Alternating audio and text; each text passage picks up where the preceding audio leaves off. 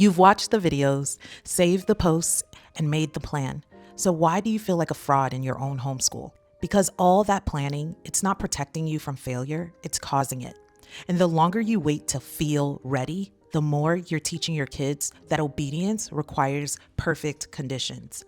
If you love the Lord but feel stuck in an endless loop of research and restart, this is for you. I'm Wendy, a homeschooling mom of 6 and the creator of Plan, Prep, Pray. And today I'm showing you the one simple shift that breaks the cycle, even if the house feels loud, even if you feel unmotivated, even if nothing's perfectly lined up. So let me show you how this plays out. You consume, you get inspired, you plan, you feel hopeful, not because anything's changed, but because it feels like you're changing. Then real life shows up. The toddler screams, the sink is full, the lesson goes sideways, and suddenly you're back to consuming again. Because starting feels risky, but research feels safe. And here's the hidden motive. If I just learn more, if I just plan enough, then I won't fail. You're not lazy, you're not uninformed, you're just scared. And friend, fear loves to be called responsible. But here's the cost. You're not just losing time, you're losing peace. You're losing leadership in your own home because you're waiting on a feeling God never promised. And that's why more planning won't help, because your issue isn't information.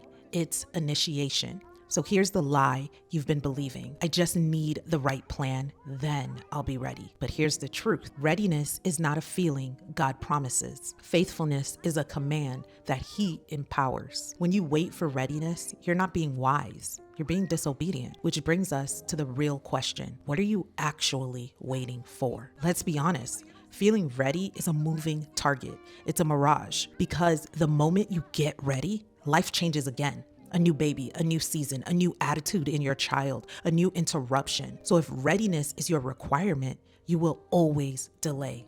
And delay feels harmless, but delay disciples you.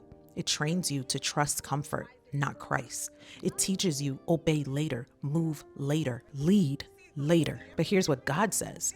James 4:17 tells us, so whoever knows the right thing to do and fails to do it, for him it is sin.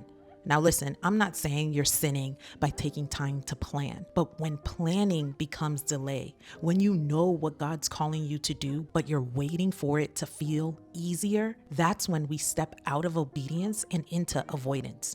We don't serve a God who needs perfect conditions. We serve a God who rules the conditions. He didn't part the Red Sea while Moses was still planning. He parted it when Moses stepped forward. And here's what nobody tells you. Clarity didn't come first. Clarity came after movement. So let's shrink this down to something you can actually obey today. Here's the rule I want you to borrow. Not more planning, faster action. I call it the 10-10. 10 minutes to plan, 10 minutes to act. And you do not earn more planning time until you do the action. Now here's why this works. Because action breaks the trance. Action clears the fog. Action builds confidence. Planning can't do that. Only movement can. And here's the part that makes this transformational. This isn't about getting more done. It's about remembering that God works through motion, not meditation. He didn't call us to perfect plans. He called us to faithful steps. If you want a simple tool to help you actually track your 10-10 wins without overcomplicating it, I created the Plan, Prep, Pray planner specifically for this. It's not a massive planning system that adds more to your plate. It's one place where you can house your home and homeschool plans. Simple, faithful, and doable. You can grab it at shop.planpreppray.com. It's linked below. But whether you use my planner or a notebook from the dollar store, the method is what matters. So here's how you actually use the 10-10 today. You pick one lane, home, homeschool, or you. Not all three, just one. Because when you try to fix everything at once, you fix nothing. So start with one and add more later. If it's home, maybe pick one reset spot, just one. The kitchen counter, the entryway, the homeschool table, just 10 minutes. Do the trash, do the dishes, put away what belongs. If it's your homeschool, pick one subject and remove friction. Print the pages, set out the pencils, cue the read aloud, put the independent work in one stack, not plan the whole week, just make tomorrow easier. If it's you, pick one stabilizer, water, protein, a 10-minute walk, a shower, and real clothes, because you cannot lead a home on fumes forever. That's not holiness, that's neglect dressed up as sacrifice. And notice what we did. We didn't chase the perfect routine. We chose one faithful move. But I don't know what to do. Yes, you do. You just don't know what to do that guarantees success. And that's the difference. You're not stuck because you lack options. You're stuck because you want certainty. But God never promised you certainty. He promised His presence. So here's your filter. Ask, what would be faithful even if nobody claps? What would serve my family even if it's not perfect? What would honor the Lord even if I still feel behind afterwards? Then choose the smallest version of that and do it for 10 minutes, because obedience is not a vibe, it's a step. Every morning or every afternoon, pick a time that's real for your life. 10 minutes to plan, 10 minutes to act. Write one win for the day, just one. Then move your body towards it immediately. And if you miss a day, not start over on Monday, reset tonight and return tomorrow. Because the goal is not perfection, it's consistency.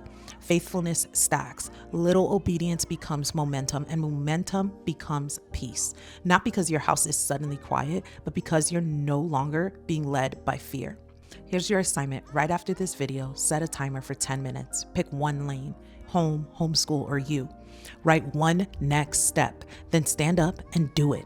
And do not negotiate with the feeling of readiness. Readiness is not your Lord, Christ is. And He has always given you enough for today. If this hits home, tell me in the comments, what's your one lane today? Home, homeschool, or you?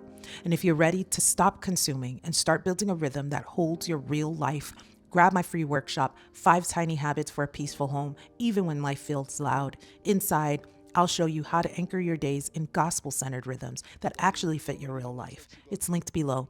You don't need more prep. You need motion. Let's go.